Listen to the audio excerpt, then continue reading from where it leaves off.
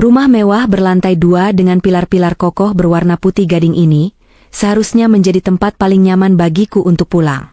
Ini adalah istanaku, hasil kerja kerasku membesarkan perusahaan tekstil warisan keluarga yang sempat hampir kolaps 5 tahun lalu. Namaku Dinda. Di usia 32 tahun, aku memegang kendali atas ratusan karyawan dan aset miliaran rupiah. Namun, di balik dinding tebal rumah ini, aku tak menyadari bahwa fondasi rumah tanggaku sedang digerogoti oleh rayap-rayap yang selama ini kuberi makan. Siang itu, matahari Jakarta terasa begitu terik, seolah ingin membakar aspal jalanan. Jam di dashboard mobilku baru menunjukkan pukul 2 siang. Seharusnya aku masih berada di ruang rapat, mendengarkan laporan triwulan dari divisi pemasaran. Namun, migrain hebat menyerangku tiba-tiba. Kepalaku rasanya seperti dipukul palu bertubi-tubi, pandanganku berkunang-kunang. Aku memutuskan untuk pulang lebih awal tanpa memberitahu siapapun di rumah, termasuk suamiku, Raka. Raka bekerja di perusahaanku sebagai manajer operasional. Sebenarnya, kualifikasinya biasa saja, tetapi aku mengangkatnya demi menjaga harga dirinya sebagai kepala rumah tangga. Aku tidak ingin dia merasa rendah diri bersanding dengan istri yang karirnya lebih moncer. Aku mencintainya, atau setidaknya, aku pikir aku mencintainya. Saat mobilku berbelok masuk ke gerbang yang kubuka sendiri dengan remote otomatis, keningku berkerut. Di halaman samping, terselip di antara pot-pot bonsai koleksi ayahku, terparkir sebuah sepeda motor metik berwarna merah yang sangat aku kenal. Itu motor Rina. Rina adalah sahabat karibku, teman sebangku saat SMA. Nasib kami berbeda jauh. Sementara aku diberkati dengan keluarga berada dan karir cemerlang, Rina harus berjuang keras sebagai janda beranak satu setelah suaminya meninggal kecelakaan tanpa meninggalkan harta. Karena rasa iba dan sayang layaknya saudara kandung, aku membuka pintu rumahku selebar-lebarnya untuknya. Aku sering memintanya datang, memberinya uang belanja bulanan, membayarkan tunggakan sekolah anaknya, Bimo, bahkan memberikan modal usaha catering kecil-kecilan agar dia bisa mandiri. Mungkin dia mampir mau main sama Rio, pikirku positif, meski ada rasa janggal yang menyelinap. Bukankah jam segini Rina biasanya sibuk menyiapkan pesanan catering? Dan Raka, bukankah Raka bilang dia ada meeting di luar kantor siang ini? Aku memarkirkan mobilku di luar garasi, agar tidak menimbulkan suara gaduh. Dengan langkah pelan sambil memijat pelipis yang berdenyut, aku masuk melalui pintu samping yang terhubung langsung ke ruang makan dan ruang keluarga. Rumah terasa sepi, AC menyala dingin, tetapi atmosfernya terasa berat. Langkahku terhenti tepat di balik partisi kayu jati ukiran Jepara yang memisahkan ruang makan dengan ruang tengah. Suara tawa renyah terdengar. Itu suara Rina. Dan suara berat laki-laki yang menyahutinya adalah suara Raka. "Mas, kamu yakin Dinda nggak curiga soal rencana dinas kamu lusa?" Suara Rina terdengar manja, berbeda sekali dengan nada bicaranya saat sedang curhat menangis tentang kesulitan hidupnya padaku. Jantungku berhenti berdetak sesaat. "Dinas? Aduh, sayang, kamu tenang aja. Dinda itu kalau soal kerjaan memang pintar, tapi kalau soal urusan kita, dia itu polos banget. Dia percaya 100% kalau aku mau dinas ke Surabaya selama 2 minggu buat audit pabrik cabang." Jawab Raka enteng, disusul suara kecupan ringan. Darahku mendadak berdesir panas, naik ke ubun-ubun, membuat sakit kepalaku lenyap digantikan oleh hantam adrenalin yang luar biasa. Aku membekap mulutku sendiri agar tidak menjerit. Kakiku gemetar hebat, bukan karena takut, tapi karena gelombang amarah yang siap meledak. "Terus nanti pas kita nikah di kampungku, beneran kamu mau beliin kalung yang kemarin kita lihat?" Tanya Rina lagi, kali ini terdengar lebih menuntut. "Iya, Rina cintaku. Semua bakal aku beliin. Nanti pelan-pelan aku bujuk Dinda buat cairin deposito dia. Aku bilang buat ekspansi bisnis. Padahal buat modal kita hidup enak. Atau minimal, kita bisa minta dia masukin namaku di sertifikat ruko yang baru dibeli itu. Kalau udah gitu, posisi kita aman." Aku bersandar pada dinding, lemas. Air mataku menetes tanpa permisi. Bukan hanya karena Raka berselingkuh, tapi karena siapa selingkuhannya. Rina. Orang yang kuanggap adik sendiri. Orang yang baju di badannya pun aku yang membelikan. Orang yang anaknya sakit, aku yang membawanya ke rumah sakit VIP dan melunasi tagihannya. Ternyata, Selama ini aku memelihara ular berbisa di dalam selimutku. Tapi Mas, aku kadang kasihan sama Bimo. Dia suka iri kalau lihat Rio mainannya bagus-bagus. Rengek Rina. SSTT. Sabar ya. Nanti kalau aku udah kuasai aset Dinda, semua mainan Rio bakal jadi punya Bimo. Rio itu anak manja, persis ibunya. Nggak bisa apa-apa kalau nggak ada duit. Cukup. Aku tidak sanggup mendengar lebih banyak lagi atau aku akan muntah di tempat. Naluriku sebagai seorang ibu berteriak. Aku teringat Rio, putra sematawayangku yang baru berusia 7 tahun. Di mana dia? Kenapa dia tidak ada di sana? Dengan sisa tenaga, aku mundur perlahan, kembali ke mobilku yang terparkir di depan. Tanganku gemetar hebat saat merogoh ponsel di dalam tas kerja. Aku tidak langsung melabrak mereka. Logika bisnisku mengambil alih. Jangan emosi tanpa bukti. Hancurkan mereka dengan data. Aku membuka aplikasi CCTV yang terhubung ke seluruh sudut rumah, kecuali kamar mandi. Aplikasi itu menampilkan rekaman real-time dan juga bisa memutar ulang kejadian beberapa jam sebelumnya. Apa yang kulihat di layar ponsel berukuran 6 inci itu, jauh lebih menyakitkan daripada percakapan busuk yang baru saja kudengar. Rasanya seperti jantungku ditarik paksa keluar dari rongga dada. Di layar, aku memutar rekaman 1 jam yang lalu. Terlihat Rio sedang duduk anteng di karpet bulu ruang tengah, merakit mainan Lego set mahal yang baru kubelikan minggu lalu. Wajahnya tampak serius dan ceria. Tak lama kemudian, Rina dan Bimo datang. Raka menyambut mereka dengan pelukan yang terlalu mesra untuk sekadar teman istri. Bimo, anak Rina yang seusia dengan Rio, langsung berlari ke arah Rio. Tanpa babe ibu, Bimo merebut paksa bangunan Lego yang sudah setengah jadi itu.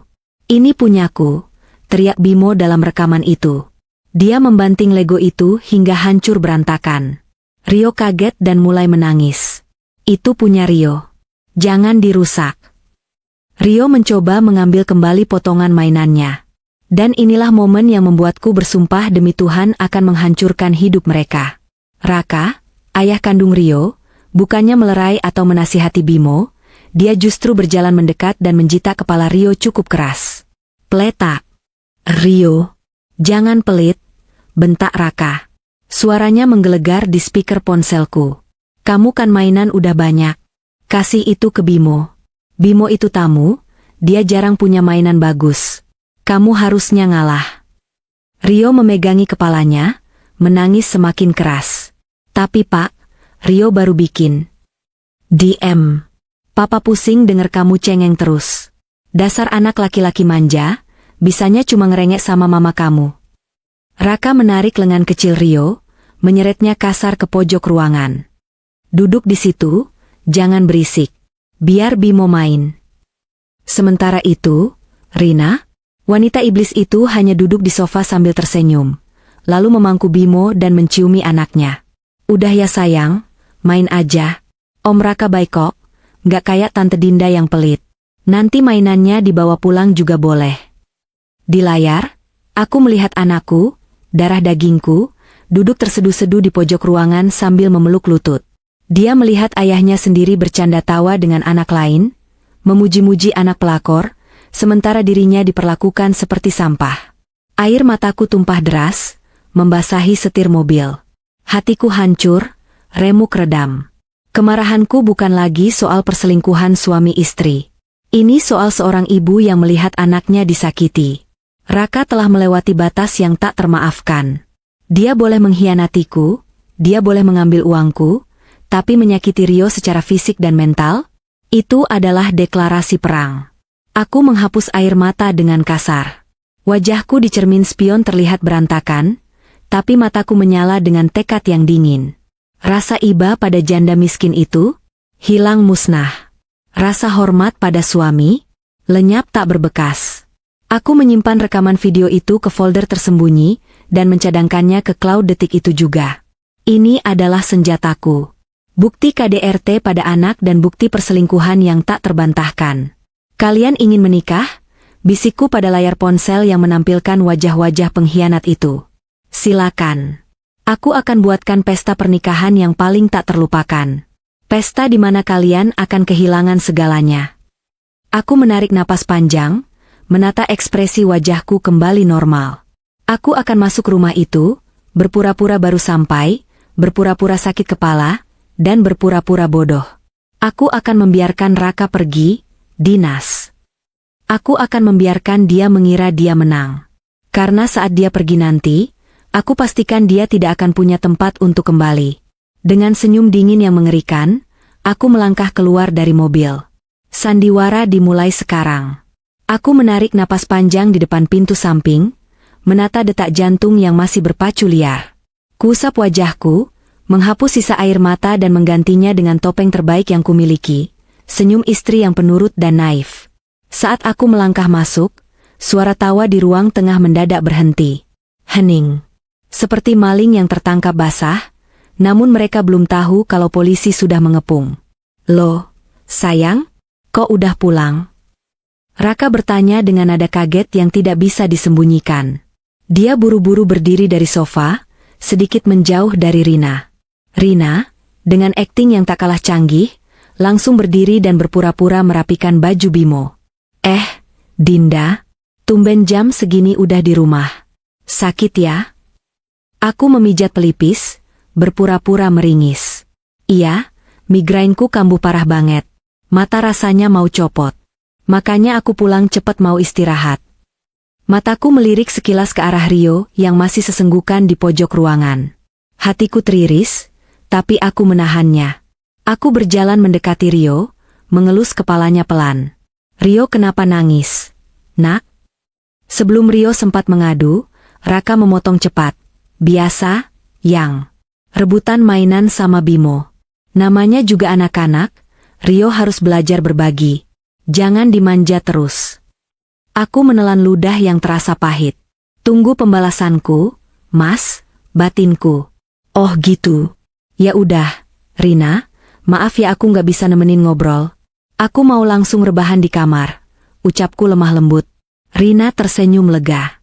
Iya Din, nggak apa-apa. Lagian aku juga mau pamit kok. Udah sore. Kasihan Bimo belum mandi. Aku membiarkan mereka lolos hari ini. Aku masuk ke kamar tidur utama, mengunci pintu, lalu melempar tasku ke kasur. Aku tidak tidur. Aku berdiri di balik jendela, mengintip dari balik tirai tipis. Aku melihat Raka mengantar Rina sampai ke motor. Tangan Raka sempat mencuri kesempatan mengelus pinggang Rina saat aku tak terlihat. Menjijikkan. 2 hari kemudian. Malam sebelum keberangkatan Raka. Suasana kamar tidur kami terasa hangat oleh lampu tidur yang temaram, kontras dengan hatiku yang sedingin es. Raka baru saja keluar dari kamar mandi, handuk melilit pinggangnya, bersenandung kecil. Dia tampak begitu bahagia. Tentu saja, besok adalah hari kebebasannya. Hari di mana dia akan dinas untuk menikahi selingkuhannya. Yang, koperku mana ya? Aku mau siap-siap. Besok pesawat jam 7 pagi. Loh, ujarnya sambil membuka lemari pakaian. Aku bangkit dari meja rias, menghampirinya dengan senyum manis yang mematikan. Udah aku siapin, Mas. Tuh, di dekat sofa. Raka menoleh dan matanya membelalak. Di sana, berjejer 3 koper ukuran jumbo, ukuran bagasi 32 kg, dan 2 tas jinjing besar. Buset, gede banget. Yang, banyak banget lagi. Aku kan cuma 2 minggu di Surabaya, bukan mau pindahan, protesnya sambil tertawa heran. 1 koper kabin aja cukup kali. Aku menggeleng pelan, lalu mendekatinya, merapikan kerah bajunya dengan sentuhan yang kubuat selembut mungkin. Jangan gitu dong, Mas. Kamu kan di sana mewakili perusahaan. Kamu itu wajah perusahaan tekstil keluarga kita. Penampilan kamu harus perfect. Aku membuka lemari, yang kini terlihat melompong di bagian rak miliknya. Loh, baju-bajuku kok kosong? Tanyanya, mulai bingung. Aku masukin semua, jawabku santai. Dengerin aku ya, Mas. Di Surabaya cuacanya lagi nggak nentu. Kadang panas banget, kadang hujan badai. Jadi aku siapin semuanya. Kemeja kerja, batik formal buat jamuan makan malam, jas-jas mahal kamu yang merek Italia itu, sampai kaos santai dan baju tidur kesukaanmu. Sayang kan kalau ada acara mendadak sama klien VIP terus kamu salah kostum? Nanti aku yang malu. Raka menggaruk kepalanya yang tidak gatal. Egonya mulai tergelitik. Dia memang suka dipuji dan diperhatikan berlebihan. Ya tapi, berat banget bawanya nanti. Pak, tolong ke rumah saya sekarang. Ganti semua silinder kunci pintu depan, pintu samping, dan pintu gerbang. Saya mau kunci model smart lock yang pakai sidik jari. Cuma sidik jari saya dan anak saya yang boleh terdaftar. Aku meletakkan ponsel di meja makan, lalu menuangkan segelas air dingin dan meminumnya hingga tandas. Aku berjalan ke ruang tengah, tempat di mana anakku disakiti. Ruangan itu terasa lebih lapang sekarang. Aku menatap foto pernikahan kami yang berukuran besar tergantung di dinding. Dengan tenang, aku menurunkannya. Bingkai kayu jati yang berat itu kubawa ke gudang belakang, lalu kulempar ke tumpukan barang bekas. Kaca bingkainya retak, membelah wajah Raka menjadi dua. Permainan dimulai. Raka, gumamku. Kamu pikir kamu pergi untuk bersenang-senang? Kamu salah. Kamu sedang berjalan menuju neraka buatanmu sendiri. Begitu taksi online yang membawa Raka menghilang dari pandangan, aku tidak langsung masuk ke dalam rumah. Aku berdiri sejenak di teras, menghirup udara pagi yang belum tercemar polusi. Aneh rasanya. Seharusnya, seorang istri yang ditinggal suaminya dinas selama 2 minggu akan merasa sepi atau rindu. Namun, yang kurasakan justru sebaliknya. Paru-paruku terasa lapang, seolah oksigen di rumah ini menjadi lebih bersih tanpa kehadirannya.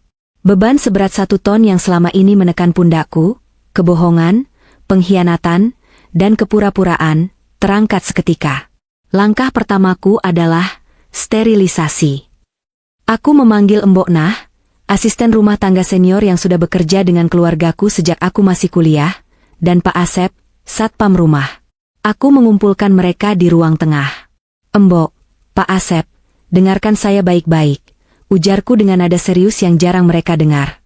Mulai hari ini, detik ini juga, Bapak Raka tidak lagi tinggal di sini. Kunci rumah akan diganti siang ini. Jadi, jika nanti Bapak Raka pulang, kapanpun itu, jangan pernah bukakan gerbang. Jangan biarkan dia masuk selangkah pun ke halaman rumah. Pak Asep ternganga, topinya hampir jatuh. Loh, Ibu bukannya Bapak dinas? Ada apa, Bu? Kok? Dia tidak dinas, Pak. Dia pergi untuk menikah lagi dengan teman saya, Rina. Dan dia sudah melakukan kekerasan pada Rio, jawabku lugas tanpa menutup-nutupi. Aku memperlihatkan sekilas video di ponselku, adegan Raka menjitak Rio. Wajah Mbok Nah memerah padam, air matanya langsung menggenang. Dia sangat menyayangi Rio. Astagfirullah. Gusti Allah. Bapak tegas sekali sama Den Rio. Pantas Den Rio sering nangis kalau main sama anaknya bujanda itu. Jadi, instruksi saya jelas ya? Kalau Rina datang, usir. Kalau dia memaksa masuk, siram air comberan atau panggil polisi. Jangan takut, saya yang tanggung jawab, perintahku. Siap, Bu. Saya akan jaga gerbang 24 jam. Orang jahat nggak boleh masuk.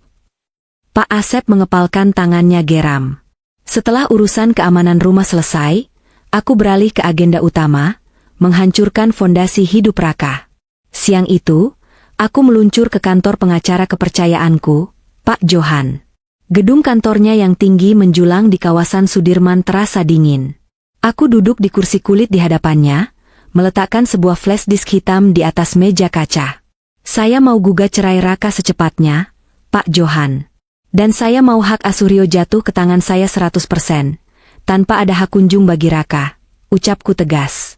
Pak Johan, pria parubaya yang tenang, menaikkan alisnya. Tanpa hak kunjung itu sulit, Bu Dinda. Kecuali ada bukti bahwa ayah membahayakan anak. Tonton ini, kataku sambil menunjuk laptopnya. Pak Johan memutar video dari flash disk itu. Ruangan hening, hanya terdengar suara bentakan Raka dan tangisan Rio dari speaker laptop. Wajah Pak Johan yang tadinya datar berubah menjadi kaku. Dia menghentikan video itu, lalu menatapku. Ini kekerasan verbal dan fisik pada anak di bawah umur. Ditambah bukti perselingkuhan yang ibu ceritakan, kita bisa menghancurkannya di pengadilan. Hak asuh penuh pasti ibu dapatkan. Dan soal harta gono gini, aku tersenyum tipis. Pak Johan lupa, Kita punya perjanjian pranikah. Pisah harta. Ah, benar. Aset ibu aman. Raka akan keluar dari pernikahan ini hanya dengan baju yang melekat di badannya. Bagus. Urus suratnya segera. Kirimkan gugatannya ke alamat rumah orang tua Rina di Jawa Tengah minggu depan, tepat setelah pesta pernikahannya selesai. Saya ingin itu jadi hadiah penutup pestanya. Keluar dari kantor pengacara, aku merasa semakin kuat. Namun, drama sesungguhnya baru akan dimulai di sektor perbankan. Raka tidak punya tabungan yang berarti. Gajinya sebagai manajer, yang sebenarnya juga uangku, selalu habis untuk gaya hidup hedonnya dan, seperti yang baru ku tahu, untuk membiayai Rina. Selama ini, dia hidup mengandalkan kartu kredit tambahan, supplementary card, yang limitnya gabungan dengan kartu utamaku, serta akses ke satu rekening bersama untuk operasional rumah tangga. Aku membuka aplikasi mobile banking di ponselku. Jari jemariku menari lincah di atas layar sentuh. Blokir kartu kredit Platinum XXXX 9876. Konfirmasi. Blokir kartu debit XXXX 5432. Konfirmasi. Pindahkan saldo rekening bersama ke rekening pribadi. Konfirmasi. Dalam hitungan detik, akses keuangan Raka menjadi nol. Sementara itu, ratusan kilometer dari Jakarta, aku bisa membayangkan skenario yang sedang terjadi. Berdasarkan laporan detektif swasta yang kusewa, pesawat Raka mendarat pukul 9 pagi. Rina pasti sudah menjemputnya dengan mobil sewaan, karena mobil Rina hanyalah motor metik butut. Mereka pasti sedang berbunga-bunga. Raka merasa seperti sultan yang datang dari kota, siap meminang pujaan hatinya dengan kemewahan. Rina pasti sudah membawanya keliling kota kecil itu, pamer kepada tetangga bahwa calon suami kaya raya-nya sudah datang. Jam menunjukkan pukul 14 waktu Indonesia Barat. Ponselku bergetar di meja kafe tempatku makan siang. Sebuah notifikasi dari aplikasi bank muncul di layar. Aku tersenyum miring melihatnya. Transaksi ditolak. Kartu kredit Platinum XXXX 9876 Merchant, toko emas Sinar Jaya nominal, 25 juta rupiah keterangan, kartu diblokir. Kena kamu, bisikku sambil menyesap Earl Grey tea hangatku. Raka mencoba membeli mas kawin. 25 juta? Cukup besar untuk ukuran mas kawin di desa, tapi sangat kecil dibanding sakit hatiku. Dia mencoba membelikan emas untuk pelakor itu menggunakan uang istri sahnya? Betapa tidak tahu malunya. Tak sampai 1 menit, ponselku berdering. Nama, suamiku hati merah 2, muncul di layar, nama kontak yang lupa kuubah menjadi mantan.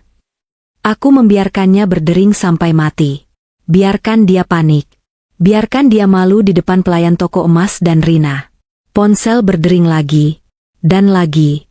Pada panggilan keempat, aku mengangkatnya dengan suara yang kubuat serak dan lemah, seolah baru bangun tidur. Halo, Mas? Ada apa? Aku lagi tidur nemenin Rio. Yang, kamu ngapain sih? Suara Raka terdengar panik, napasnya memburu. Latar belakang suaranya terdengar ribut, sepertinya dia melipir keluar dari toko. Kartu kreditku kok nggak bisa dipakai? Ditolak terus. Hah? Masa sih? Tanyaku dengan nada bingung yang dibuat-buat. Kamu belanja apa emangnya baru sampai kok udah gesek kartu? Itu, aku lagi jamuan makan siang sama klien penting. Ini mau bayar tagihan restoran mahal, malu banget kartunya declinet di depan klien. Bohongnya? Padahal aku tahu dia sedang di toko emas. Oh, mungkin sistem bank lagi error kali, Mas. Atau mungkin limitnya udah habis karena bulan lalu kamu beli spare part mobil kan? Nggak mungkin habis. Limitnya kan ratusan juta. Coba kamu telepon bank sekarang. Aktifin lagi. Aku nggak bawa uang cash banyak. Dinda, aku malu, bentaknya. Egonya mulai terusik. Aku menjauhkan ponsel dari telinga, memutar bola mata. Aduh, Mas, kepala aku sakit banget. Migrainku kambuh lagi gara-gara denger kamu teriak-teriak. Nanti ya, kalau aku udah enakan aku telepon call center. Obatku baru bekerja nih, aku ngantuk banget. Jangan tidur dulu. Dinda, ini darurat. Aku butuh bayar sekarang. Mas, kamu kok tegas sih? Istri lagi sakit malah dibentak-bentak. Pakai uang tunai dulu aja kenapa sih? Atau minta klien kamu talangin dulu? Kamu kan manajer hebat. Udah ya, aku mau muntah nih pusing banget. Klik. Aku mematikan sambungan telepon. Aku bahkan mengaktifkan mode, jangan ganggu, agar dia tidak bisa menelepon lagi. Aku bisa membayangkan wajahnya sekarang. Merah padam, keringat dingin mengucur. Di dalam toko emas itu, Rina pasti menatapnya dengan penuh harap, menunggu kalung emas melingkar di lehernya.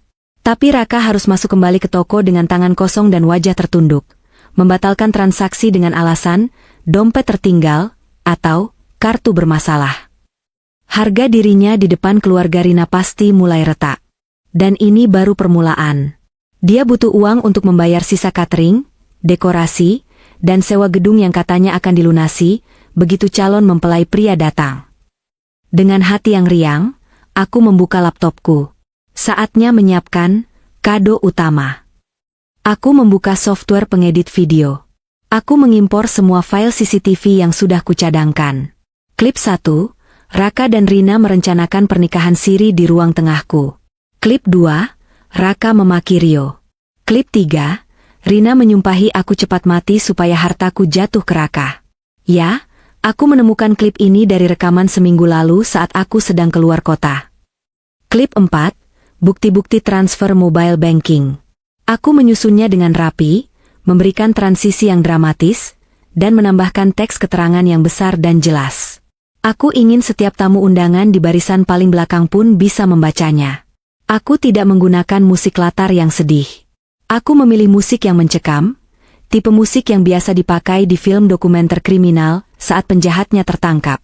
Di bagian akhir video, aku menambahkan foto keluarga kami, Raka, aku, dan Rio, yang kuberi efek retak dan terbakar, lalu ditutup dengan tulisan besar berwarna merah darah.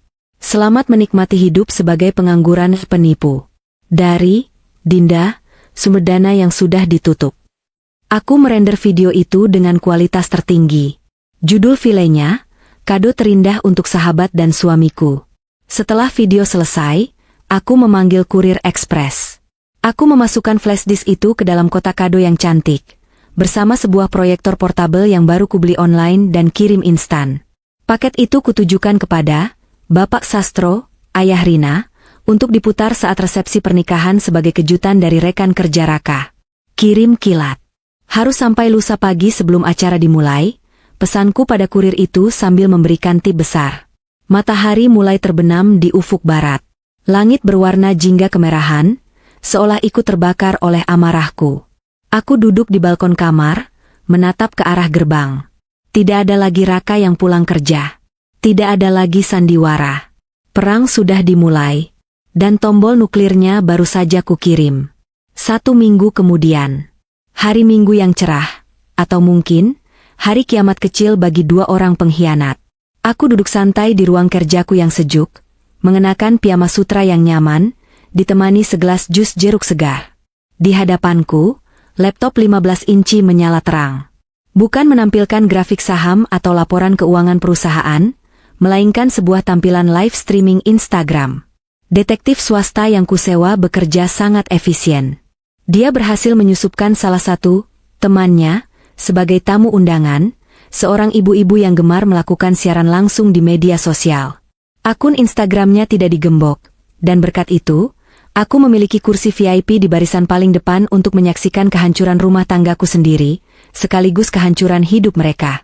Lokasi pernikahan itu ada di sebuah gedung serbaguna di kota kecil kelahiran Rina di Jawa Tengah. Gedungnya cukup megah untuk ukuran di sana. Dekorasi bunga segar mendominasi ruangan, pelaminan bernuansa emas dan merah marun tampak berkilauan ditimpa lampu sorot. Raka benar-benar ingin pamer. Dia ingin menunjukkan kepada keluarga besar dan tetangga Rina bahwa Rina telah sukses menggaet ikan kakap. Di layar, aku melihat Raka berdiri gagah di pelaminan. Dia mengenakan setelan jas abu-abu tua, jas yang kupakingkan sendiri untuknya. Jas itu harganya 15 juta, Mas. Sayang sekali dipakai oleh pecundang sepertimu, cibirku dalam hati. Di sampingnya, Rina tersenyum lebar, mengenakan kebaya modern penuh payet yang gemerlap. Dia terlihat bahagia, seolah dunia ini miliknya. Namun, Jika diperhatikan lebih teliti, dan berkat kamera HP siaran langsung yang cukup canggih, aku bisa melihat keringat sebesar biji jagung mengalir di pelipis Raka. Senyumnya kaku. Matanya gelisah, sesekali melirik ke arah pintu keluar, atau ke arah meja panitia WO. Aku tahu apa yang dia takutkan. Dia belum melunasi sisa pembayaran catering dan gedung sebesar 50%. Pihak WO pasti sudah menagih sejak pagi, dan Raka pasti sedang memutar otak mencari alasan kenapa semua kartu kreditnya rusak, dan mobile bankingnya terblokir. Dia pasti menjanjikan transferan begitu acara selesai. Kasihan sekali. Jam menunjukkan pukul 11 siang. Acara resepsi sedang berada di puncaknya. Tamu-tamu undangan yang memadati gedung sedang menikmati hidangan prasmanan. Tiba-tiba, MC naik ke panggung utama, memegang mikrofon dengan semangat. Hadirin sekalian, mohon perhatiannya sejenak. Suara MC menggema di seluruh ruangan. Kita kedatangan kejutan spesial.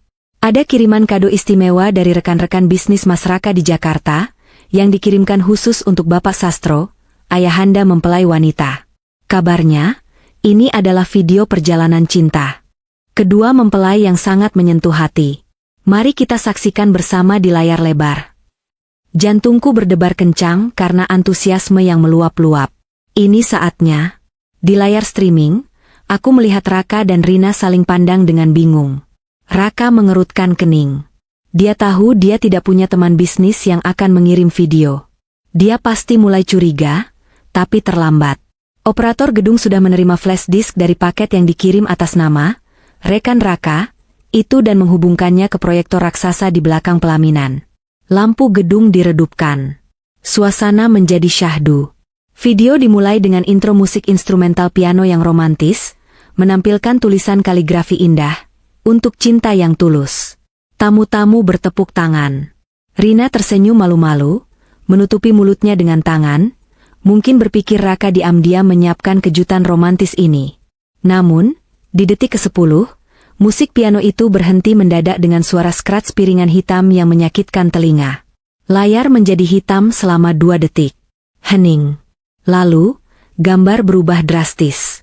Kualitas video berubah menjadi rekaman CCTV High Definition dengan sudut pandang dari atas plafon. Wajah Raka dan Rina terpampang sangat jelas. Duduk di sofa ruang tengah rumahku, rumah yang sangat dikenali oleh Rina sebagai rumahku. Suara Raka terdengar jernih dan keras, memecah kesunyian gedung resepsi. Dinda itu bodoh kalau soal cinta. Nanti setelah kita sah, pelan-pelan aku bujuk dia buat masukin nama kamu di aset-aset dia. Atau minimal, kita bisa hidup enak dari gaji buta yang dia kasih ke aku. Di video siaran langsung yang kutonton, kamera bergoyang hebat karena si pemegang HP kaget. Terdengar suara, "Hah?" yang serempak dari ratusan tamu undangan. Di pelaminan, wajah Raka berubah pucat pasi, seputih kertas. Dia melompat dari kursinya, berteriak pada operator, "Matikan! Matikan itu! Itu hoax!" Tapi suaranya tenggelam oleh suara video yang volumenya sudah diatur maksimal. Video berlanjut ke adegan berikutnya. Adegan yang paling menyakitkan bagiku, dan paling mematikan bagi mereka. Layar menampilkan Raka yang sedang menyeret tangan Rio, anakku, dan menjita kepalanya. "Diam.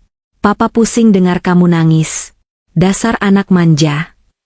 Lalu kamera menyorot wajah Rina yang tersenyum sinis sambil memeluk anaknya sendiri. "Bimo." "Iya Rio, ngalah dong sama saudara. Bimo kan mau main." Suasana di gedung resepsi berubah menjadi horor. "Astagfirullah. Itu anak kecil dipukul?" teriak seorang ibu di barisan depan. "Itu Rina ngomong gitu? Jahat banget mulutnya," sahut yang lain. Belum selesai di situ. Slide berganti menjadi kompilasi bukti transfer. Layar proyektor menampilkan tabel Excel dan screenshot mutasi rekening yang kubuat dengan sangat rapi dan mudah dibaca. Judul, "Sumber dana perselingkuhan dari Dinda, istri sah, ke Rina, pelakor sahabat istri sah, total bantuan 5 tahun, 158 juta rupiah keterangan, uang sekolah anak Rina, modal usaha Rina, biaya rumah sakit Rina." Narasi suaraku, yang kurekam dengan nada dingin dan tenang, masuk mengiringi tampilan data itu. "Halo, Bapak Sastro dan Ibu, orang tua Rina. Perkenalkan, Saya Dinda, istri sah Raka, dan sahabat yang selama ini membiayai hidup anak Anda. Selamat atas pernikahan putri Anda. Saya kembalikan Raka kepada kalian. Dia sekarang pengangguran, tanpa pesangon, dan punya banyak utang kartu kredit. Semoga kalian bahagia membiayai hidup benalu ini. Salam dari saya, wanita yang kalian tipu. Video berakhir dengan tulisan besar berlatar merah darah, pengkhianat dan penipu. Lampu gedung kembali menyala terang. Kekacauan pecah seketika. Dari layar laptopku, aku melihat pemandangan yang sangat memuaskan. Ibu Rina, yang duduk di barisan keluarga, menjerit histeris lalu pingsan di tempat. Kerabat di sekitarnya panik mengipasinya. Sementara itu, Bapak Sastro, ayah Rina yang dikenal sebagai tokoh masyarakat yang dihormati di desa itu, berdiri mematung. Wajahnya merah padam, tangannya memegang dada kiri. Dia menatap Rina dengan tatapan kecewa yang teramat dalam, lalu tubuh tuanya ambruk ke lantai. Bapak! Bapak! Rina berteriak histeris, berlari turun dari pelaminan dengan kebayanya yang ribet, hampir tersandung kain jariknya sendiri. Tapi para tamu tidak ada yang bersimpati. Kemarahan massa mulai tersulut. Orang-orang merasa ditipu. Mereka datang untuk merayakan pernikahan orang sukses. Tapi ternyata yang mereka rayakan adalah perselingkuhan yang dibiayai oleh istri sah yang terzalimi. Weh, penipu, teriak seorang pemuda dari arah belakang. Sebuah gelas air mineral plastik melayang, menghantam dahi Raka yang masih berdiri bingung di panggung. Plak, air tumpah membasahi wajah dan jas mahalnya. Lemparan itu memicu reaksi berantai. Tisu, piring kertas bekas kue, hingga sendok plastik mulai berterbangan ke arah pelaminan. Turun lo, laki-laki nggak modal. Rina, dasar nggak tahu malu. Ditolong malah ngerampok suami teman. Usir mereka. Bikin sial kampung aja. Raka mencoba melindungi kepalanya dengan tangan. Dia meraih mikrofon, mencoba membela diri. Bapak-bapak, tenang. Itu video editan. Itu fitnah. Istri saya gila. Tapi tidak ada yang mendengar. Suara cemoohan lebih keras dari sound system. Pihak keluarga Rina pun tampak bingung dan malu. Sepupu-sepupu Rina yang tadinya bangga, kini mundur menjauh, tidak mau dikaitkan dengan aib ini. Aku melihat pemilik WO, seorang wanita gemuk dengan wajah garang, naik ke panggung bukan untuk menolong, tapi untuk menagih. Dia menarik kerah jas Raka. Gestur tubuhnya jelas menunjukkan dia sedang berteriak, bayar sekarang atau saya panggil polisi. Raka tampak memohon-mohon, menunjuk-nunjuk dompetnya yang kosong. Wajah arogannya lenyap tak berbekas, digantikan oleh wajah ketakutan seorang pecundang yang terpojok. Di live streaming, si pemilik akun Instagram berkomentar dengan suara bergetar, "Gila guys, gila banget, ternyata lakinya penipu. Istri sahnya ngirim video bukti selingkuh. Rusuh guys, rusuh parah." Komentar-komentar netizen di siaran langsung itu membanjir dengan cepat. Semuanya menghujat Raka dan Rina. Aku menutup laptop perlahan. Tidak perlu menonton sampai habis. Bagian terbaiknya sudah selesai.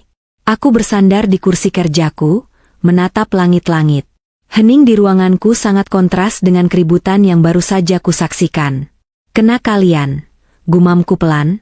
Sekarang, rasakan bagaimana rasanya dipermalukan di depan orang-orang yang kalian coba perdaya. Tapi ini belum selesai. Rasa malu hanyalah hidangan pembuka.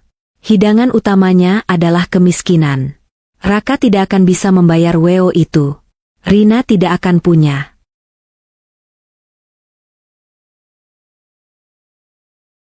muka untuk tinggal di kampung itu lagi.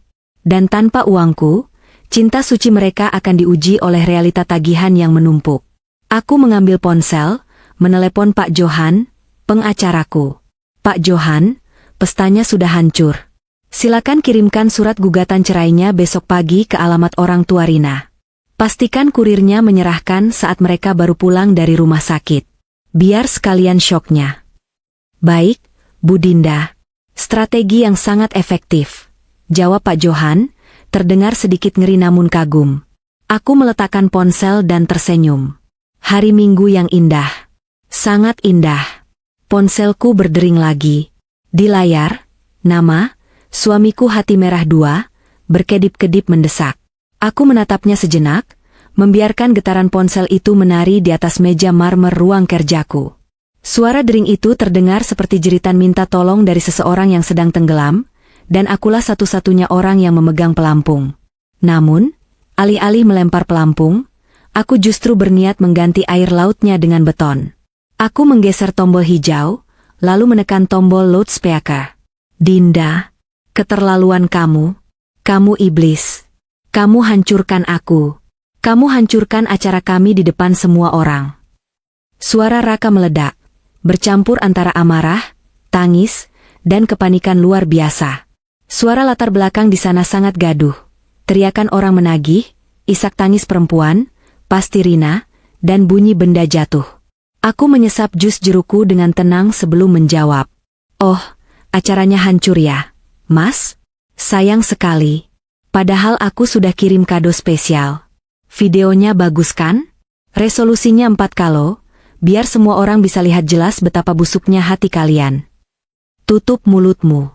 Dinda, dengarkan aku. Raka memotong dengan napas memburu. Sekarang bukan waktunya bercanda. Pihak WO, catering, sama pemilik gedung nyandera aku di ruang rias. Mereka mau lapor polisi kalau aku nggak lunasin sisa pembayaran 50 juta hari ini juga. Transfer uangnya sekarang. Cepat. Aku tertawa. Tawa yang benar-benar lepas dan renyah. Transfer? Mas, kamu sepertinya lupa atau mungkin gegar otak kena lempar gelas tadi. Kamu pikir aku siapa? ATM berjalanmu? Dinda, tolonglah. Ini darurat. Orang tua Rina bisa mati kalau lihat polisi datang. Bapaknya baru aja dibawa ambulans gara-gara video sialanmu itu. Raka mulai memelas, nadanya turun dari membentak menjadi mengemis. Nanti uangnya aku ganti. Aku janji. Begitu aku balik kerja, aku cicil potong gaji. Balik kerja? Tanyaku dengan nada pura-pura kaget. Mas, coba cek email kamu kalau sempat. Surat pemecatan kamu sudah dikirim tadi pagi oleh Pak Budi. Kamu dipecat secara tidak hormat karena penggelapan dana perusahaan dan pelanggaran etika berat. Jadi, gaji mana yang mau kamu potong? Pesangon pun tidak ada. Hening. Di ujung telepon, aku bisa mendengar napas Raka tercekat. Dia seperti baru saja ditinju tepat di ulu hati. Apa? Suaranya bergetar. Dia dipecat? Iya. Dan mobil kantor yang kamu pakai gaya-gayaan ke sana? Pihak rental yang bekerja sama dengan kantor sudah melacak GPS-nya. Tim mereka sedang menuju ke gedung resepsi untuk mengambil unitnya. Jadi, kamu bukan cuma nggak punya pekerjaan, kamu juga nggak punya kendaraan untuk pulang. Dinda, kamu nggak mungkin setega ini. Aku tega? Coba ingat lagi saat kamu menjita kepala Rio sampai dia menangis. Raka, ingat saat kamu bilang aku bodoh dan cuma mau kuras hartaku? Kamu yang memulainya. Aku hanya mengakhirinya. Suaraku berubah menjadi dingin dan tajam setajam silet. Dengar baik-baik, Raka. Kartu kreditmu mati. Rekeningmu kosong. Gajimu hilang. Dan 3 koper besar yang kubawakan itu bukan bekal dinas. Itu barang-barangmu. Itu prosesi pindahanmu. Jangan pernah berani menampakkan wajahmu di radius 100 meter dari rumahku atau sekolah Rio. Atau aku akan pastikan kamu membusuk di penjara atas tuduhan KDRT anak. Selamat menikmati hidup barumu dengan janda pilihanmu itu. Semoga cinta kalian cukup buat bayar catering. Klik. Aku mematikan sambungan telepon. Untuk memastikan ketenangan jiwaku, aku langsung memblokir nomornya, nomor Rina, dan nomor telepon rumah orang tua Rina. Aku bersandar di kursi, memejamkan mata. Lega. Sangat lega. Sementara itu, di gedung serbaguna Desa Sukamaju, kekacauan yang sebenarnya sedang terjadi. Raka menatap layar ponselnya yang kini gelap dengan tatapan kosong.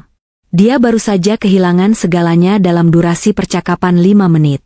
Karir, harta, kendaraan, dan status sosialnya, lenyap. Gimana, Mas? Dinda mau transfer kan? Rina mengguncang lengan Raka. Wajah Rina sembab, make up pengantinnya luntur karena air mata, membuatnya terlihat seperti badut yang menyedihkan. Raka menoleh lambat, menatap Rina dengan tatapan yang sulit diartikan, campuran antara benci dan putus asa. Dia mecat aku, Rin. Dia blokir semuanya. Kita nggak punya uang. Apa? Rina menjerit histeris. Terus bayar ini gimana? Mas, kamu bilang kamu kaya.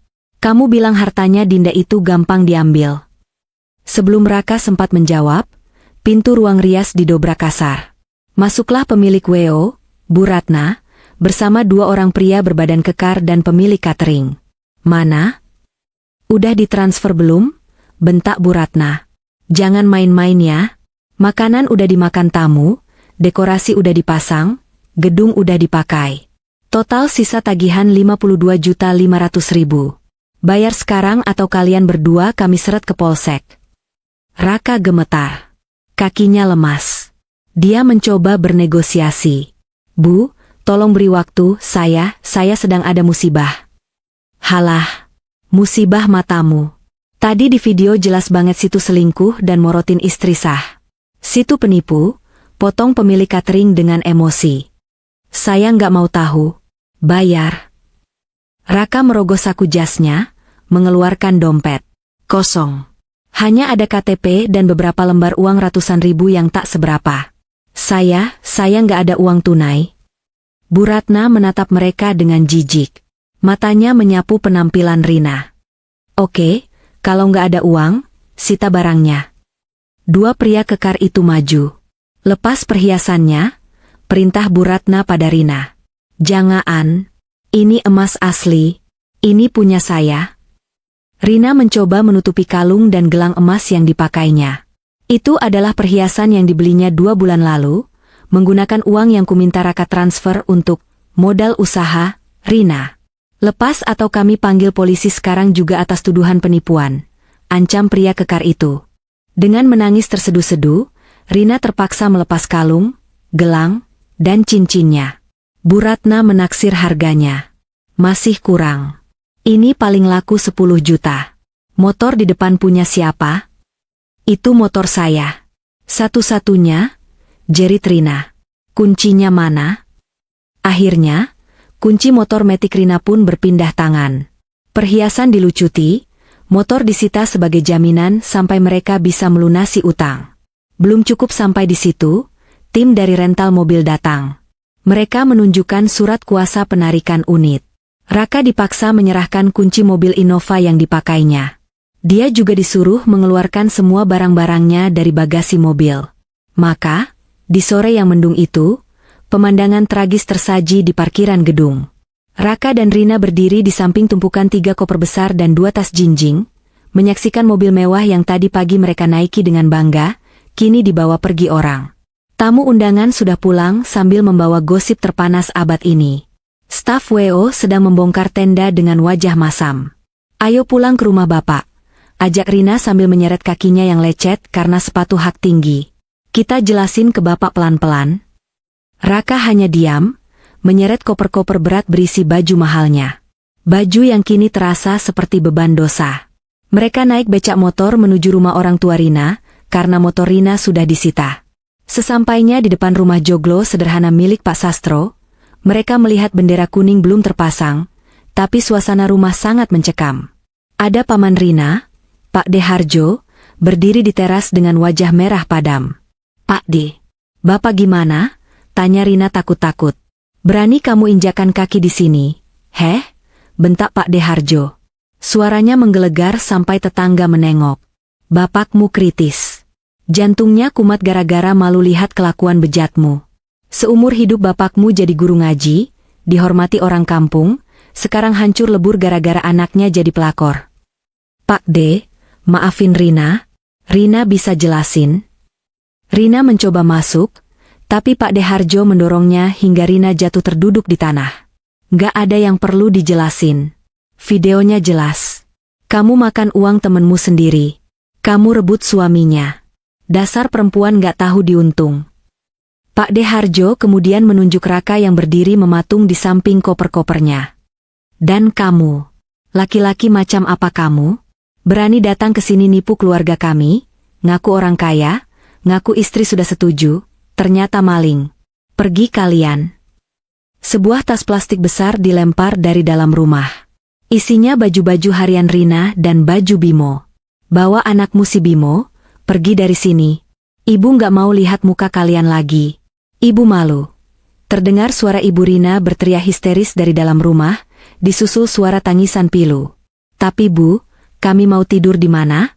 Kami nggak punya uang. Rina menangis, menggedor pintu.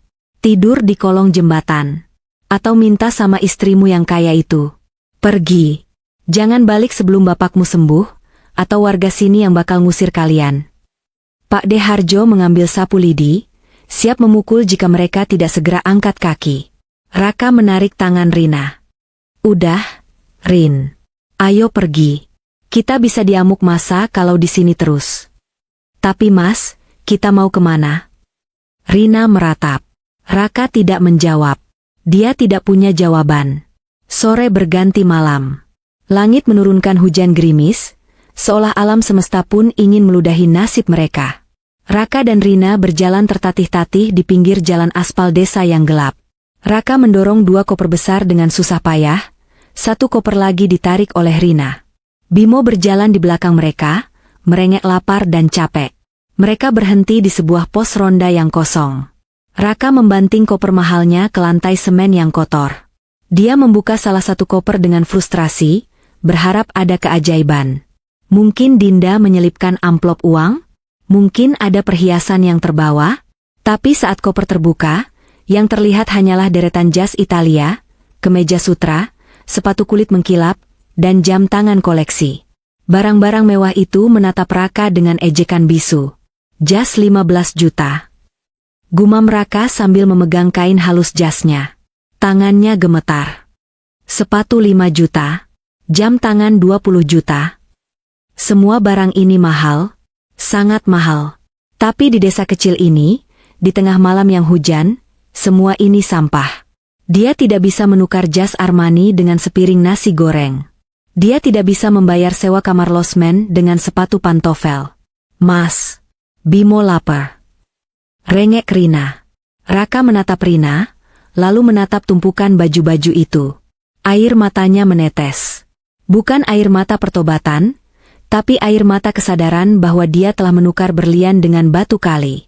Dia telah membuang istri yang menjadikannya raja, demi wanita yang kini menjadikannya gelandangan. Makan tuh jas, teriak Raka frustrasi, melempar jas mahalnya ke arah Rina.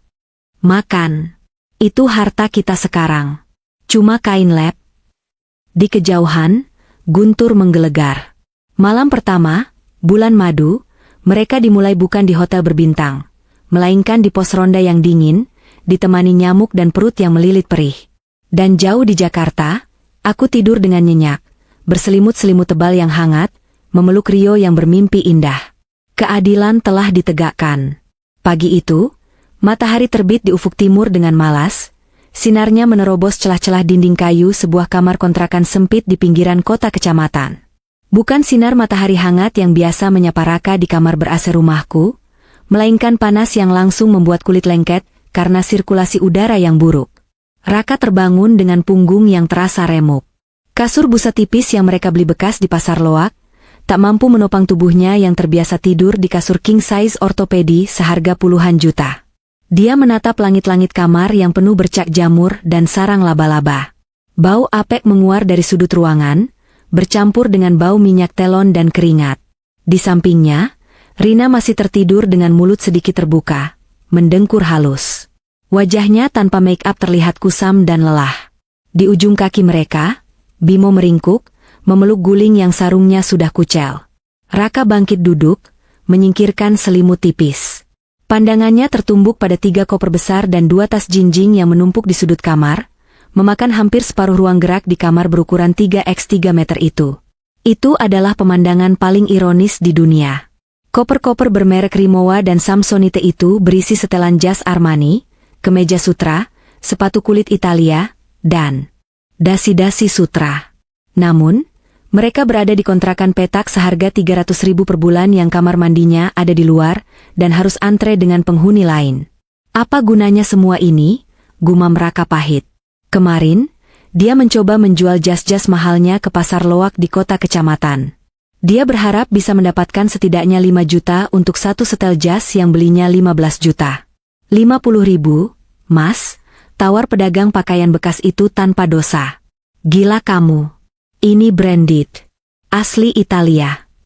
Raka nyaris melempar jas itu ke muka si pedagang. Halah, Mas. Di sini orang butuhnya kaos oblong buat ke sawah, atau batik murah buat kondangan.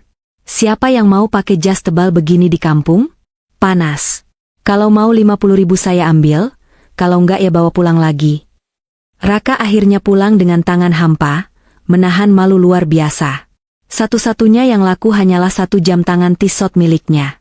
Itu pun dijual di toko emas pinggir jalan dengan harga emas rongsok, karena dia tidak membawa surat-suratnya, yang tentu saja disimpan oleh Dinda di brankas rumah. Jam seharga 20 juta itu hanya dihargai 2 juta rupiah. Uang itu habis dalam seminggu untuk membayar sewa kontrakan, membeli kasur busa bekas, kompor minyak, dan susu Bimo. Sekarang, uang di dompet Raka tinggal 50.000 rupiah. Sementara itu, di Jakarta, suasana hatiku sedang cerah-cerahnya. Aku melangkah masuk ke lobi kantor dengan setelan blazer putih bersih. Satpam dan resepsionis menyapaku dengan hormat yang tulus, bukan ketakutan. Selamat pagi, Bu Dinda. Laporan audit bulan ini sudah di meja Ibu, sapa sekretarisku. Terima kasih. Sari, tolong panggilkan Pak Hendra, manajer operasional yang baru, ke ruangan saya 5 menit lagi, jawabku sambil tersenyum. Sejak Raka dipecat, aku melakukan bersih-bersih, besar-besaran di perusahaan. Aku menyewa auditor eksternal untuk melacak semua kebocoran dana. Hasilnya mencengangkan. Selama 2 tahun terakhir, Raka telah memanipulasi laporan perjalanan dinas, markup harga vendor, hingga klaim lembur fiktif. Total kerugian perusahaan mencapai ratusan juta rupiah. Pantas saja Rina bisa hidup enak dan bergaya sosialita. Pak Hendra masuk ke ruanganku. Dia pria berusia 45 tahun, profesional, berdedikasi, dan jujur. Dalam 2 minggu kerjanya, efisiensi pabrik meningkat 15%. Tidak ada lagi keluhan dari klien soal keterlambatan pengiriman yang dulu sering terjadi, karena Raka sibuk pacaran saat jam kerja. Bu Dinda, produksi lancar. Dan ini, saya menemukan vendor kain baru dengan kualitas lebih bagus tapi harga lebih miring. Kita bisa hemat 20% bulan depan, lapor Pak Hendra antusias. Bagus sekali, Pak. Lanjutkan. Oh ya, bonus Bapak bulan ini saya cairkan di awal sebagai apresiasi, kataku. Melihat kinerja Pak Hendra, aku semakin sadar betapa bodohnya aku dulu mempertahankan Raka hanya karena cinta. Aku memelihara benalu yang menghambat kemajuan perusahaanku sendiri. Sekarang, benalu itu sudah hilang, dan pohon keberuntunganku tumbuh subur. Sore harinya, aku menjemput Rio di sekolah bola. Dia berlari menghampiriku dengan keringat bercucuran tapi wajahnya berbinar.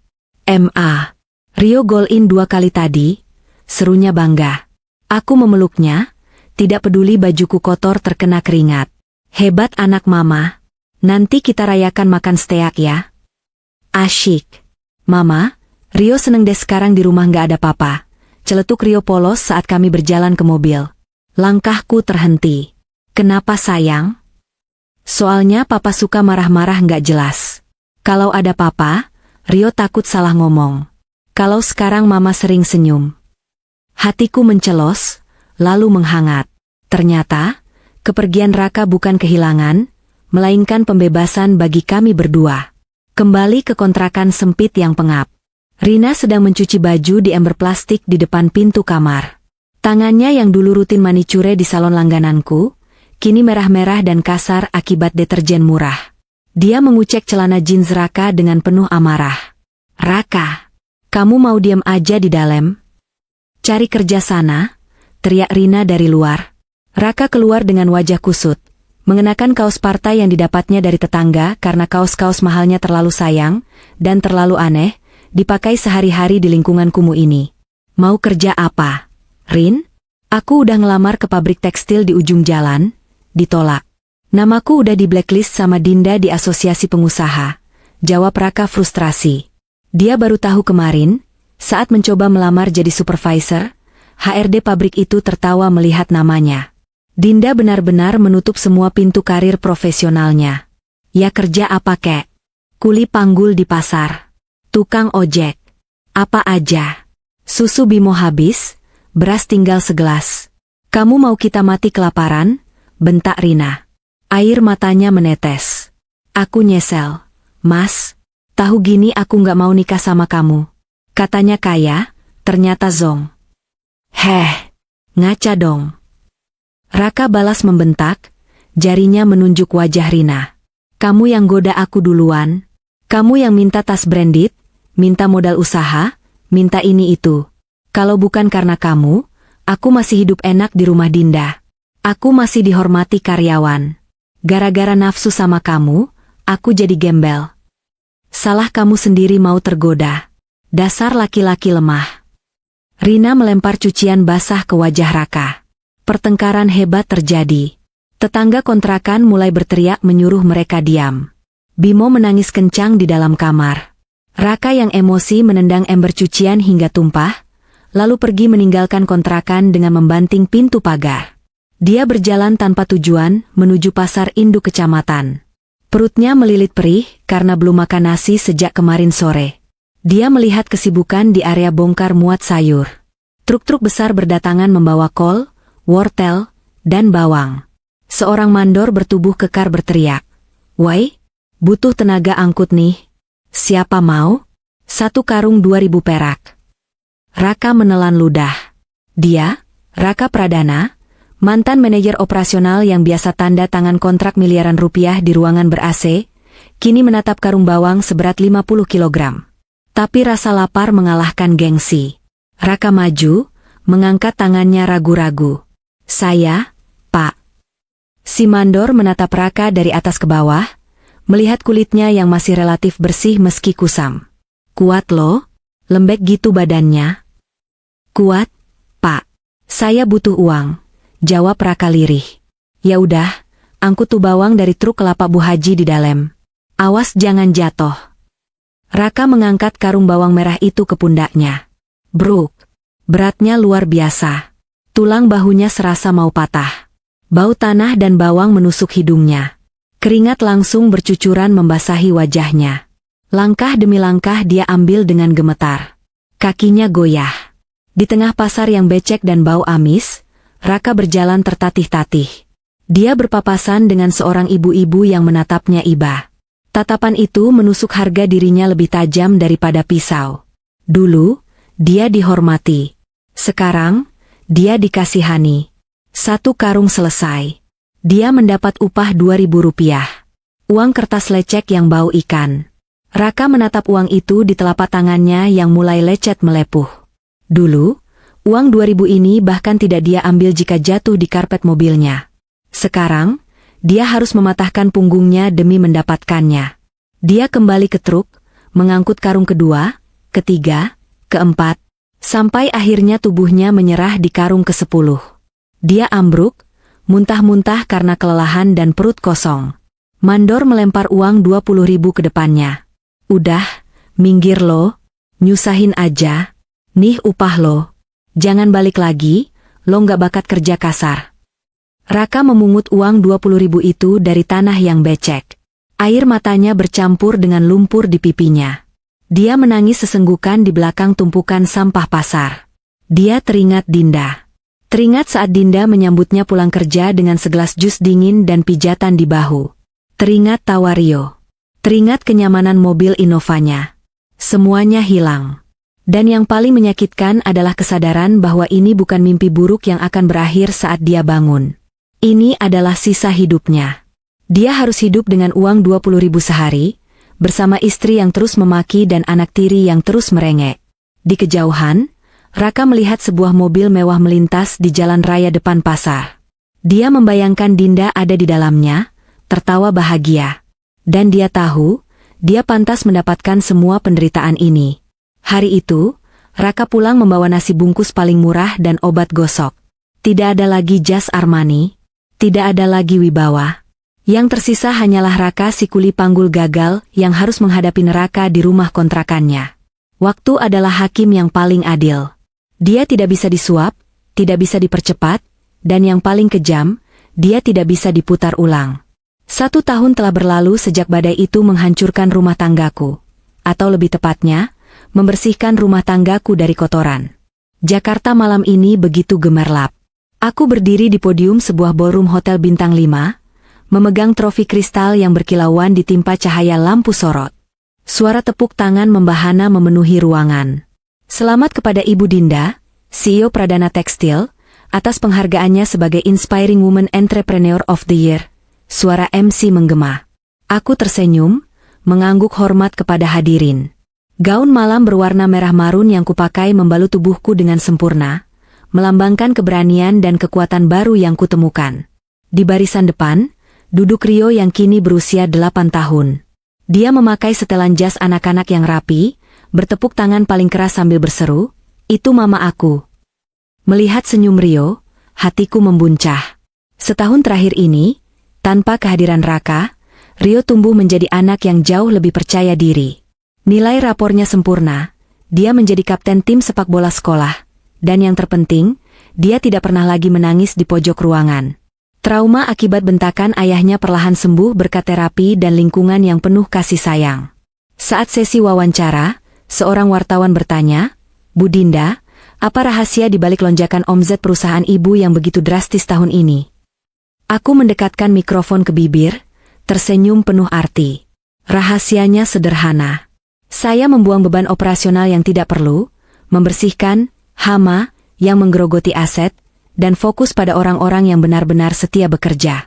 Kadang, untuk berlari kencang, kita harus tega memotong kaki yang busuk. Hadirin bertepuk tangan, mengira itu hanya metafora bisnis. Tapi aku tahu, itu adalah kenyataan hidupku.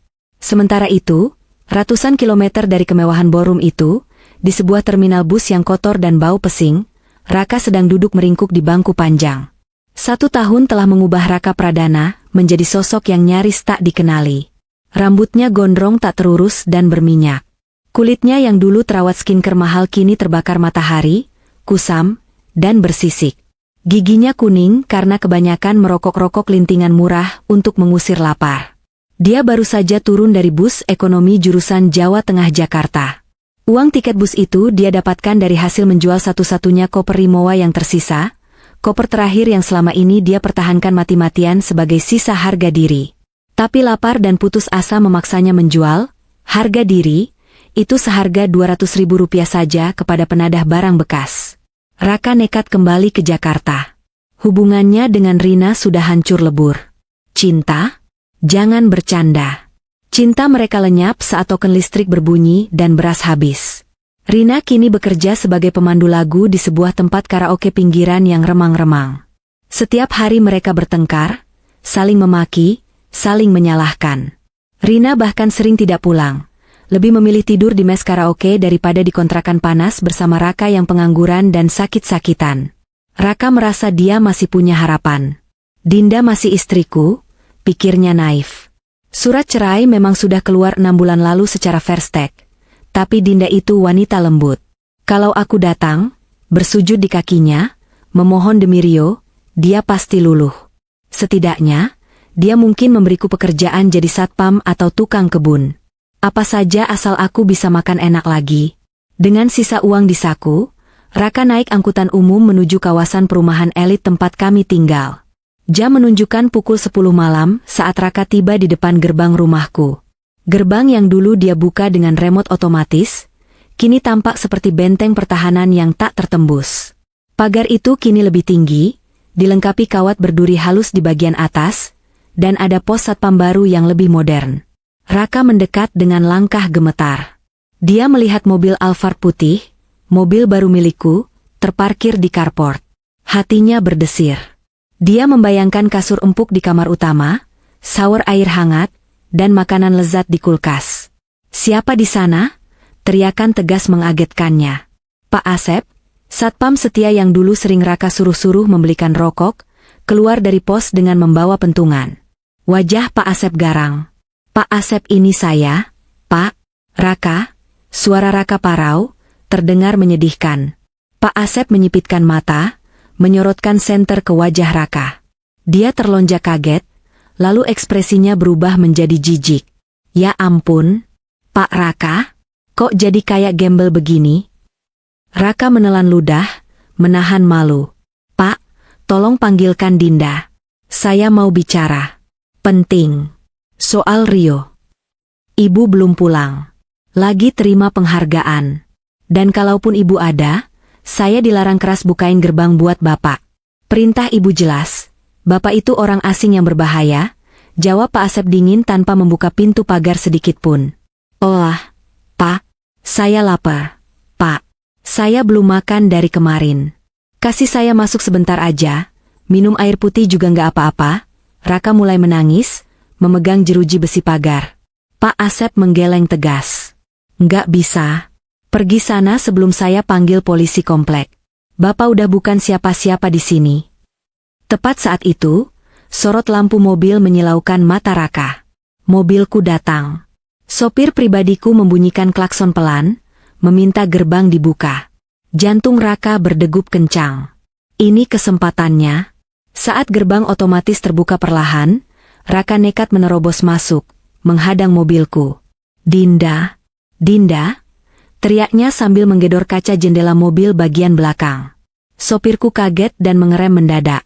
Pak Asep dan satu satpam lagi langsung berlari, menangkap Raka dan memiting tangannya ke belakang. Di dalam mobil yang kedap suara dan sejuk, aku sedang mengobrol dengan Rio. Kami kaget melihat ada orang gila yang mengamuk di depan mobil. Siapa itu? Bu? Orang gila ya? Tanya sopirku waspada.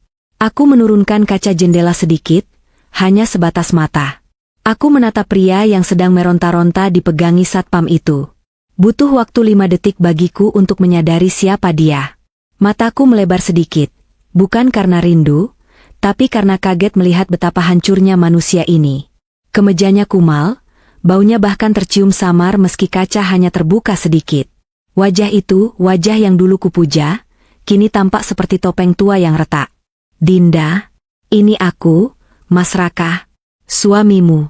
Maafin aku, Dinda, aku salah. Aku mau balik. Lihat aku, Dinda, aku menderita. Raka berteriak histeris, air mata dan ingus bercampur di wajahnya. Rio yang duduk di sampingku mengintip. Ma, itu siapa? Kok dia tahu nama Mama? Aku menatap Rio, lalu menatap Raka lagi. Tidak ada rasa iba. Tidak ada rasa benci.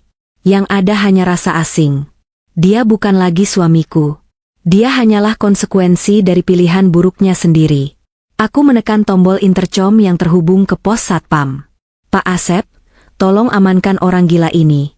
Jangan sampai Rio lihat hal-hal menjijikkan seperti ini. Buang dia keluar komplek. Siap, Bu. Aku menutup kembali kaca jendela. Jalan, Pak. Masukkan mobil ke garasi, perintahku pada sopir. Dinda? Dinda AA? Aku ayahnya Rio. Jangan tinggalkan aku. Teriakan Raka semakin menjauh saat Pak Asep dan rekannya menyeretnya paksa keluar gerbang. Rio menatapku bingung. Itu tadi papa ya, Ma? Aku mengelus rambut Rio lembut. Bukan, sayang. Papa kamu sudah pergi jauh.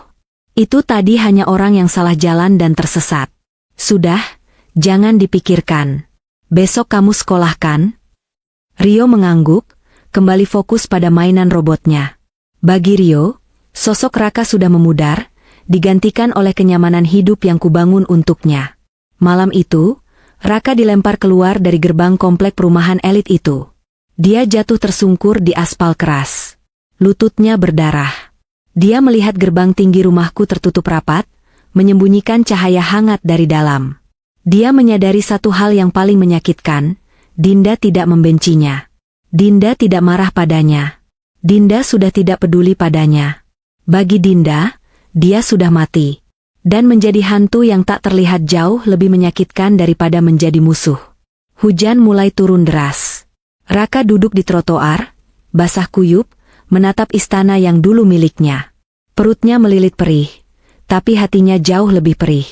Dia meraba saku celananya, mencari sisa uang receh untuk membeli nasi bungkus, tapi ternyata sakunya bolong. Uang terakhirnya jatuh entah di mana saat dia diseret tadi. Raka tertawa. Tawa yang sumbang dan mengerikan di tengah hujan. Selamat, Raka, bisiknya pada diri sendiri. Kamu menang. Kamu berhasil menghancurkan hidupmu sendiri dengan sempurna. Malam itu, mantan manajer yang sombong itu tidur meringkuk di emperan toko minimarket di seberang komplek, memimpikan masa lalu yang tak akan pernah kembali, sementara nyamuk dan dingin malam menjadi teman setia barunya. 5 tahun. Waktu yang cukup bagi seekor ulat untuk menjadi kupu-kupu yang indah, dan waktu yang cukup bagi sebuah bangunan megah untuk runtuh menjadi puing jika fondasinya keropos. Pagi ini, wajahku menghiasi sampul majalah bisnis terkemuka di Indonesia dengan tajuk utama, Dinda Pradana, Ratu Tekstil yang menguasai pasar Asia. Aku duduk di kursi belakang mobil Rolls-Royce Phantom terbaruku, menyesap kopi latte hangat. Di sampingku, Rio yang kini berusia 13 tahun sedang sibuk dengan tabletnya. Dia bukan lagi anak kecil yang menangis di pojok ruangan. Dia tumbuh menjadi remaja yang cerdas, santun, dan berprestasi. Bulan depan, dia akan berangkat ke London untuk mengikuti Olimpiade Matematika Internasional. "Ma, nanti sore jadi fitting baju buat acara gala dinner?" tanya Rio tanpa mengalihkan pandangan dari layarnya. "Jadi dong, sayang. Mama sudah pesankan setelan jas terbaik buat kamu. Kamu harus tampil ganteng mendampingi Mama," jawabku sambil mengelus rambutnya. Hidupku sempurna. Perusahaan tekstilku kini memiliki 5 pabrik besar dan mengekspor ke 10 negara. Asetku bertambah berlipat ganda. Tapi kekayaan terbesarku adalah kedamaian hati. Tidak ada lagi drama, tidak ada lagi kebohongan, dan tidak ada lagi parasit. Aku menatap keluar jendela mobil yang kaca filmnya gelap. Kami sedang melintasi kawasan pasar tradisional yang padat dan kumuh di pinggiran Jakarta, jalan pintas menuju lokasi pabrik baru. Pemandangan di luar sana kontras dengan kemewahan di dalam mobilku. Debu, panas, dan hiruk-pikuk perjuangan hidup terpampang nyata. Tanpa sengaja, mataku menangkap sosok perempuan di pinggir jalan, di depan sebuah warung makan Tegal yang kotor. Dia sedang mencuci tumpukan piring kotor di ember besar berisi air keruh.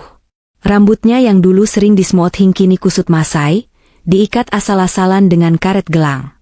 Wajahnya, astaga, wajah itu terlihat 20 tahun lebih tua dari usianya. Keriput menghiasi ujung matanya, kulitnya hitam terbakar matahari, dan badannya kurus kering seperti kurang gizi. Itu Rina, mantan sahabatku. Mantan primadona yang merebut suamiku demi hidup enak. Aku meminta sopir memelankan laju mobil sedikit, ingin memastikan penglihatanku.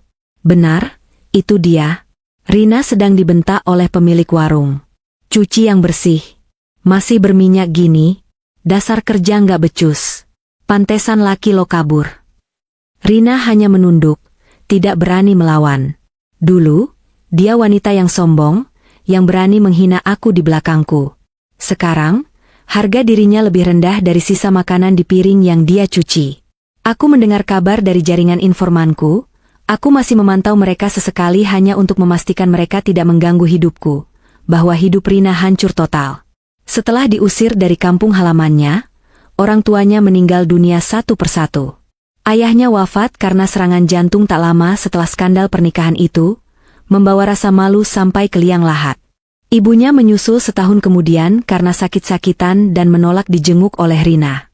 Rina kini hidup sebatang kara, dikutuk oleh keluarganya sendiri, dan menjadi bahan gunjingan abadi. Anaknya, Bimo, putus sekolah dan menjadi anak jalanan yang liar karena kurang didikan dan ekonomi yang hancur. Rina menukar persahabatan tulusku dan masa depan anaknya demi seorang pria yang ternyata tidak punya apa-apa. Mobilku melaju kembali, meninggalkan Rina dengan buih sabun dan penyesalannya. 1 kilometer dari tempat Rina, di sebuah perempatan lampu merah yang panas menyengat. Seorang pria dengan satu kaki pincang berjalan tertatih-tatih di antara mobil-mobil yang berhenti. Pakaiannya compang-camping, baunya menyengat campuran keringat dan kencing yang mengering. Wajahnya tertutup debu jalanan, rambutnya gimbal tak terurus. Di tangannya, dia memegang gelas plastik bekas air mineral, menyodorkannya ke setiap kaca mobil yang tertutup rapat. Itu Raka, mantan manajer operasional yang dulu selalu wangi parfum Bulgari. Mantan suamiku yang dulu sangat menjaga penampilannya. Raka terserang stroke ringan 2 tahun lalu akibat stres dan pola hidup gelandangan. Karena tidak punya biaya berobat, kakinya menjadi pincang permanen dan bicaranya agak peloh. Dia dan Rina sudah lama berpisah. Rina meninggalkannya begitu tahu Raka sakit-sakitan dan tidak bisa lagi menjadi kuli panggul. Cinta sejati, yang mereka banggakan di atas penderitaanku ternyata tidak bertahan menghadapi lapar dan penyakit. Raka mengetuk kaca mobil sedan mewah di depan mobilku. Pengemudinya, seorang pria muda, membentak dari dalam dan mengusirnya. Raka menunduk, berjalan mundur dengan putus asa. Saat lampu merah masih menyala, mobilku berhenti tepat di samping tempat Raka berdiri. Dia menoleh ke arah mobilku. Rolls-Royce hitam mengkilap. Dia pasti mengenali plat nomor cantiknya, B1 Rio. Mata Raka melebar. Dia mendekatkan wajahnya yang kotor ke kaca jendela. Meskipun dia tidak bisa melihat ke dalam karena kaca filmku sangat gelap, dia tahu siapa pemilik mobil ini.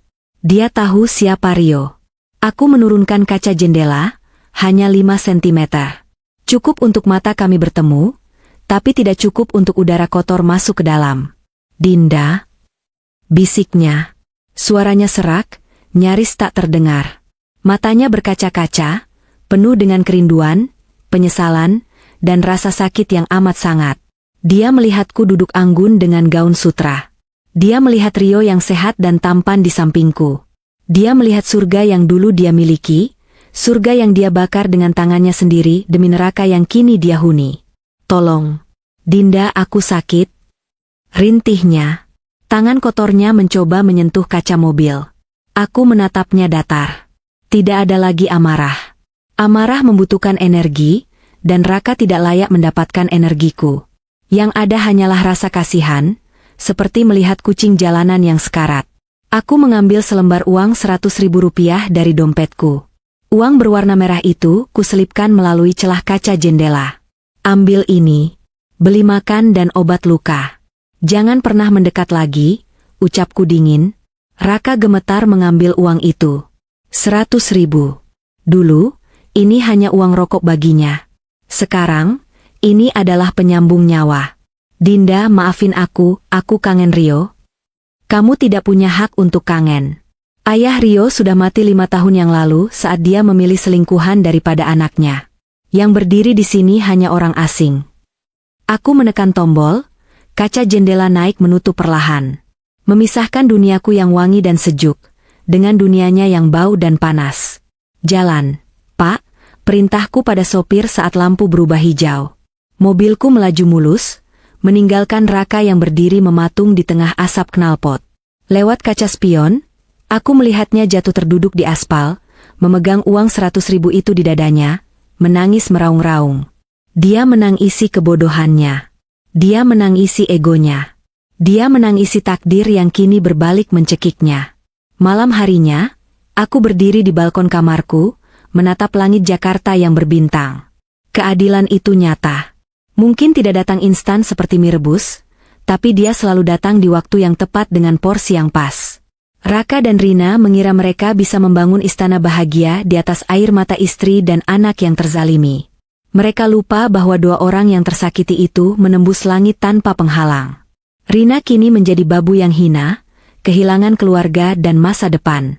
Raka menjadi gelandangan pincang, kehilangan harga diri dan kesehatan. Mereka hidup dalam penyesalan yang tak berujung, setiap detiknya dihantui oleh bayang-bayang kenikmatan masa lalu yang mereka sia-siakan. Dan aku menarik napas panjang, menghirup aroma bunga sedap malam yang tertiup angin. Aku, Dinda, wanita yang pernah mereka anggap bodoh, kini berdiri di puncak dunia. Aku tidak perlu membalas dendam dengan mengotori tanganku. Aku cukup duduk diam, bekerja keras, mencintai anakku, dan membiarkan Tuhan serta semesta bekerja membereskan sisanya. 3 koper baju yang dulu kubawakan untuk Raka ternyata adalah beban karma yang dia bawa seumur hidupnya. Dan pintu yang kukunci 5 tahun lalu adalah pintu menuju kebahagiaanku yang sesungguhnya. Selamat tinggal masa lalu. Selamat datang masa depan yang gemilang.